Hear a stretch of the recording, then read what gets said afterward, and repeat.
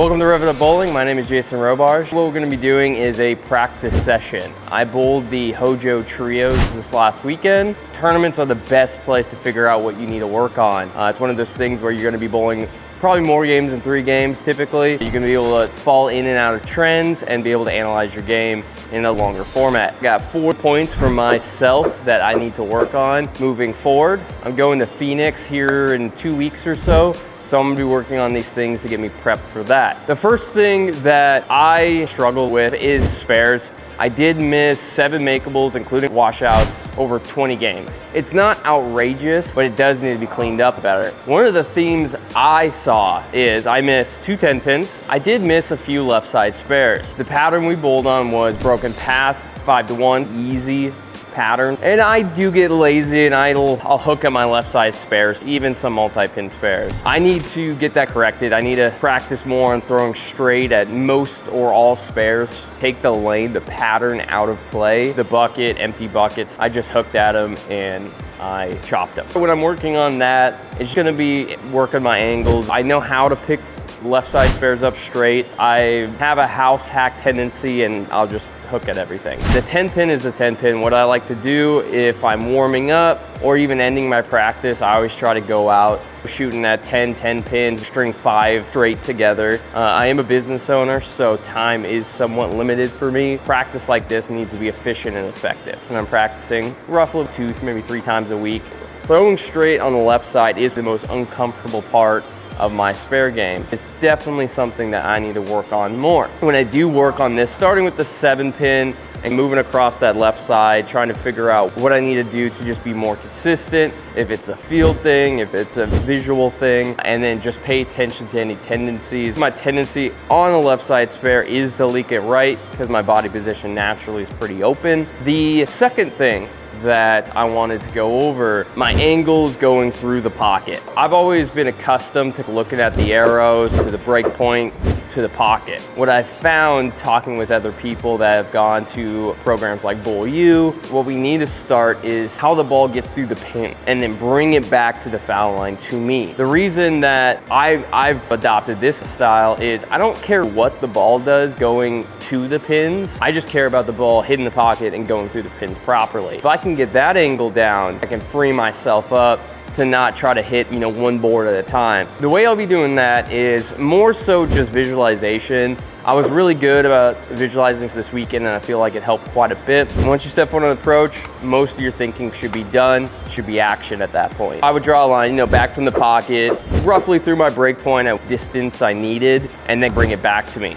And then when I get set up, of course, I'll just be walking towards my target and trying to put that ball on line. The biggest thing I get, especially in the pro shop, is, hey, I can make great ball motion, but I can't get it to go through the pin. Now, if it was great ball motion, it would go through the pins, but it is hard to match up ball motion with carry. There's been so many times where you feel like you're throwing great, you're great, making great ball motion, but you're leaving 7s, 10, 4 9s. That's all about how the ball goes through the pin. This weekend, I focus a lot on that, but it did help me feel like I could create more room.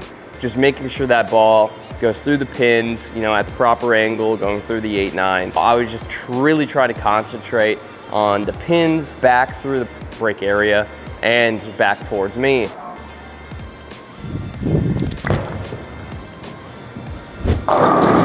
As you can see with that one, it didn't go through the pocket. It really deflected on that one, but didn't really get into a roll too well. Physically, I thought it was pretty good.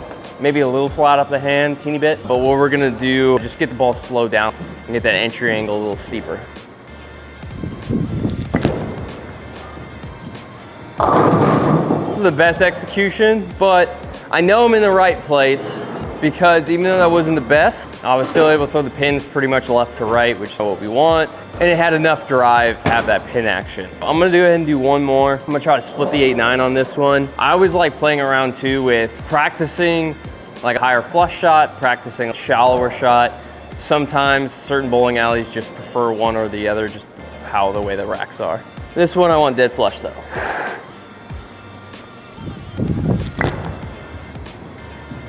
That was pretty good.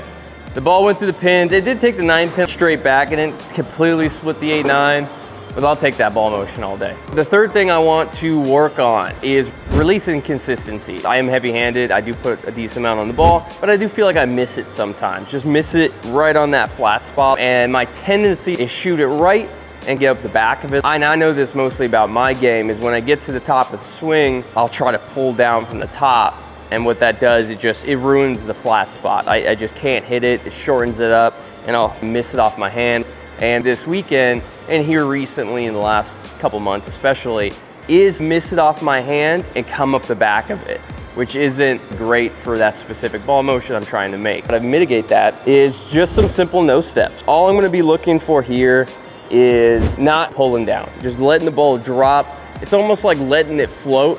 It's very similar if you guys play golf. You know, you don't wanna pull from the top of the swing, you wanna let the hands drop and then get into that spot. I'm gonna throw some foul line drills just to show what I'm talking about. I've also drilled a 10-pound ball to do this when I had my wrist injury, and it's a really good aid just so it's not so much weight. You just wanna get in a nice, athletic, comfortable position, whatever your foul line position is. Make sure you're stable. And then we're not trying to do a full swing here. We're not trying to get the ball up. We're just nice, even swing.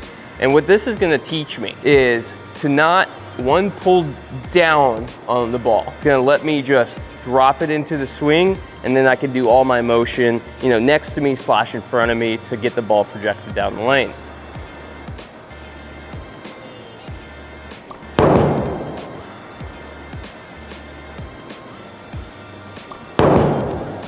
If I was gonna do it wrong, and I have the ball here, and my typical mess up is pulling from the top. If I pull from the top, everything feels like it's going downward. We don't want to go downward. We want the bowling ball to act almost like an airplane, coming down, and it's getting projected going down lane, and have that momentum and the energy not into the lane or not up into the air. This one, I want to feel less is more in this regard. And that's going to help with my flat spot, trying to get that flat spot bigger, and I'll have more time to manipulate the ball and less time to miss.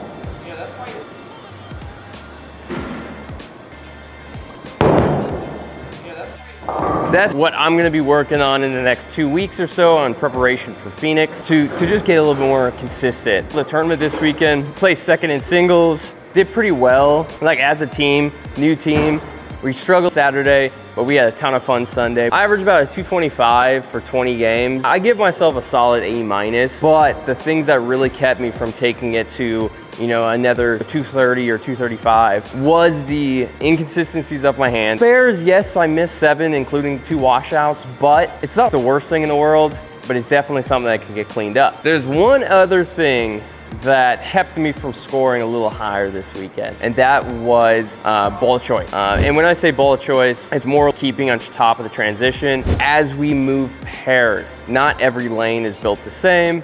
Not every lane plays the same, especially if it's an older condition. It took me too long to figure out the lane and make the proper adjustment. These type of adjustments can simply be moving, hand position. I feel like I put myself in the right position as my feet go, but I was a little slow on day 1, especially to make that transition, whatever ball I was going with. For example, I think it was game 5 or 6, 4 or 5 on day 1. We moved from the other end to the other end. We got 1 and 2. They played weird. By the time we got back to a different pair, it was a good transition, and I missed it. I went like 190, 170, and then I was able to find it again and kept shooting, you know, 230s, 220s. But those 2 games right there are a great example of not making the proper adjustment. Now with ball choice, it's mostly understanding your equipment. That is just gonna come from throwing your equipment. A lot of people love to drill new bowling balls before tournaments, which is great. I love it, new ball carry. But make sure you get 10 games on a ball. Get used to the ball, understand the ball, make some surface changes. That's gonna help you save yourself those extra couple frames. When you get into the high end of bowling, it really comes down to a few frames. Who can make the adjustments faster? Everyone that bowls the PBA, God tier. Like they all are very, very, very good bowlers. So the thing that splits the difference up between those bowlers isn't a physical game for the most part. It's really ball choice and making those proper adjustments. In a tournament setting, make your notes, figure out trends, good, bad, or other. Write them down, work on those in practice. If your practice is league, It's totally fine. Just trying to practice and score never really works out. So just accept the fact you're probably gonna suck in the league. If you guys like this video, like these practice videos of tutorials, or me bowling more, I know I talked quite a bit in this one, but I just wanted to explain what I saw this weekend and how to better myself from it. Please remember to like, comment, subscribe. It helps the channel out tremendously, and we love doing this sort of stuff. My name is Jason Robarge. We're RevItUp Bowling. Much love. Peace.